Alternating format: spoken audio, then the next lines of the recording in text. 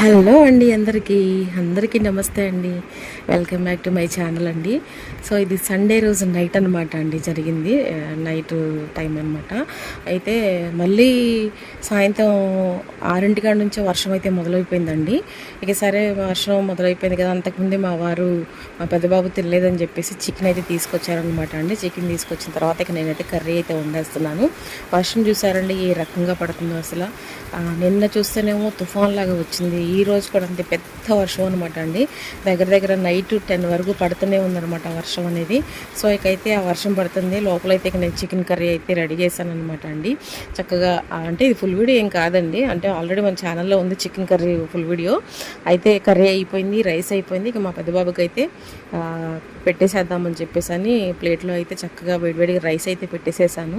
అలాగే కొంచెం mutton curry ఉంటే కొంచెం మటన్ కర్రీ కూడా వేసాను అనమాట అండి. అలాగే మటన్ కర్రీ వీడియో చూసారండి? చూడకపోతే త్వరగా చూడండి, చాలా చాలా చాలా బాగా వచ్చిందండి వీడియో అయితే.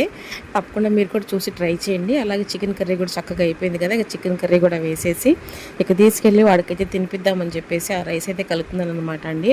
సో ఈ సండే రోజు జరిగిన విశేషాలన్నీ ఇలా మీతో షేర్ చేసుకున్నాను. చాలా సంతోషంగా ఉందండి. సో ఇకైతే వాడికి చక్కగా వేడివేడిగా అన్నం అయితే కలిపి అయితే పెట్టేస్తున్నాను అనమాట. మీరేం చేసుకున్నారో తప్పకుండా కమెంట్ చేయండి. మరొక మంచి వీడియోతో మళ్ళీ కలుద్దాం. Bye bye.